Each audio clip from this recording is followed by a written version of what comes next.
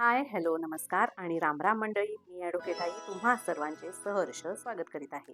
आजचा आपल्या व्हिडिओचा अत्यंत महत्त्वाचा विषय आहे आणि तो म्हणजे बंदी कायदा 2025 या संबंधित सविस्तर माहिती. म्हणजे तुकडेबंदी कायदा खरंच रद्द होणार आहे का? जर तो रद्द होणार असेल तर त्याची अंमलबजावणी कधीपासून होणार आहे, किंवा सध्या या गुंठेवारी किंवा तुकडेबंदी कायद्यामुळे जो संभ्रम निर्माण झालेला आहे याविषयीची नेमकी आणि अगदी ठळक माहिती मी आज घेऊन आली आहे. आजचा व्हिडिओ अगदी थोडक्यात आणि कमी वेळामध्ये झालेला आहे, पण तितकाच महत्त्वाचा आणि उपयोगी देखील झालेला आहे. त्यामुळे व्हिडिओ पूर्णपणे बघा अशी माझी तुम्हाला विनंती आहे. आता माझ्या आधीचे जे तुकडेबंदी कायद्याचे दोनही व्हिडिओ आहेत त्या व्हिडिओची लिंक मी वरती आय बटनवर आणि डिस्क्रिप्शन बॉक्समध्ये देत आहे. ते दोन व्हिडिओ देखील तुम्ही नक्की चेकआउट करा.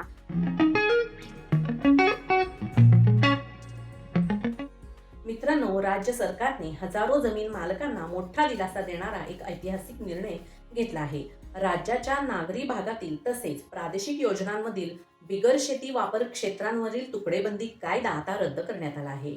या निर्णयामुळे गेल्या अनेक वर्षांपासून कायद्याच्या विरोधात झालेल्या सुमारे 50 लाख जमिनींच्या तुकड्यांचे व्यवहार नियमित आणि कायदेशीर म्हणून मान्य केले जाणार आहे. या निर्णयामुळे नागरिकांना त्यांच्या जमिनीचा कायदेशीर वापर, विक्री आणि विकासाचे हक्क मिळणार आहेत आणि याचा लाभ या नागरिकांना होणार आहे. त्यांच्या 1 गुंठा प्लॉटची कायदेशीर नोंदणी करता येईल आणि त्यासाठी कोणतेही शुल्क आकारले जाणार नाही. तेच या जमिनींचे विनाशुल्क नियमितीकरण करण्यात येणार आहे.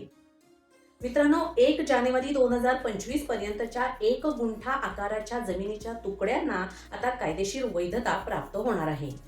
आतापर्यंत अनेक छोटे छोटे प्लॉट धारकांना, भूखंड धारकांना कायद्याची मोठी अडचण येत होती. त्यांच्या या काही जमिनीच्या भागांचे व्यवहार ठप्प झाले होते आणि ज्यामुळे त्यांना नुकसान सोसावे लागत होते. व्यवहारांना कायदेशीर मान्यता देखील मिळत नव्हती. अनेक भरमसाठ शुल्क सरकारच्या तिजोरीत जमा होत होते, परंतु त्याचा देखील फायदा या भूखंड धारकांना मिळत नव्हता आणि त्याचा उपयोग देखील होत नव्हता. मित्रांनो, या सर्व गोष्टींचा विचार करून आपले महसूल मंत्री चंद्रशेखर बावनकुळे यांनी मोठा धाडसी निर्णय घेऊन तुकडेबंदी कायद्यामधील अटी शिथिल केलेल्या आहेत. या कायद्यामधील बदलांसाठी, सुधारणांसाठी किंवा या कायद्यामधील काही तरतुदी रद्द करण्यासाठी अधिकाऱ्यांची समिती देखील गठीत करण्यात आली होती. 10 जुलै 2025 रोजी विधानसभेत तुकडेबंदी कायदा रद्द करण्यासाठी निवेदन मांडण्यात आले होते आणि 7 ऑक्टोबर 2025 रोजी मंत्रिमंडळ बैठकीत या कायद्याच्या रद्दतेबद्दल शिक्कामोर्तब करण्यात आले आहे. यावेळी 1947 मधील तुकडेबंदी अधिनियम म्हणजेच Maharashtra prevention of fragmentation and consolidation of holding act 1947 मध्ये सुधारणा करण्यात मान्यता देण्यात आली आहे. तसेच जमिनीच्या तुकड्यांचे विनाशुल्क नियमितीकरण करण्याचा मोठा निर्णय देखील घेण्यात आलेला आहे, ज्याचा लाभ या छोट्या छोट्या प्लॅटधारकांना किंवा भूखंडधारकांना होणार आहे. या नवीन तुकडेबंदी कायद्यानुसार 15 नोव्हेंबर 1965 पासून तुकडेबंदी कायद्यामुळे अडकलेली जी घरे होती किंवा जे प्लॉट होते ते आता कायदेशीर करण्याचा मार्ग मोकळा झाला आहे.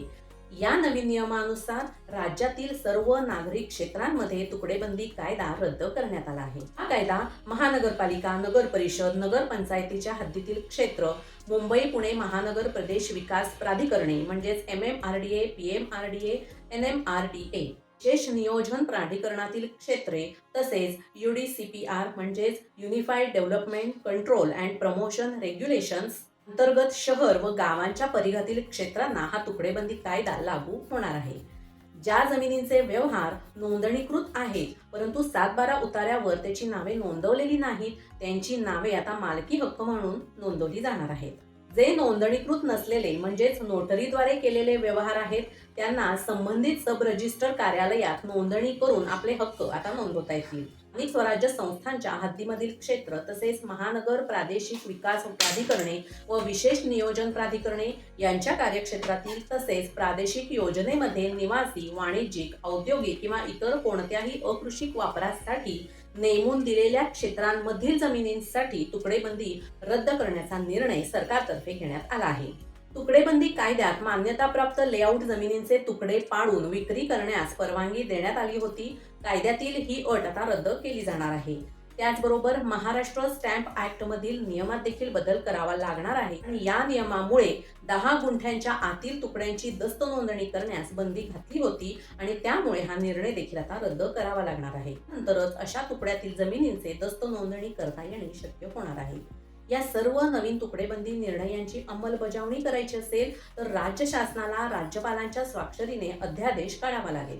सरकारच्या या नव्या निर्णयानुसार तुकडेबंदी कायदा आता खालील क्षेत्रांसाठी लागू राहणार नाही, जसे की नगर परिषद, नगरपंचायती आणि महानगरपालिका हद्दीतील क्षेत्रे, महाराष्ट्र प्रादेशिक आणि नगर रचना अधिनियम 1966 अंतर्गत स्थापन झालेल्या महानगर प्रदेश विकास प्राधिकरणे व विशेष नियोजन प्राधिकरणे यांच्या क्षेत्रातील जमिनी, प्रादेशिक योजनेत निवासी, वाणिज्यिक, औद्योगिक किंवा इतर अकृषिक वापरासाठी राखीव करण्यात आलेली क्षेत्रे.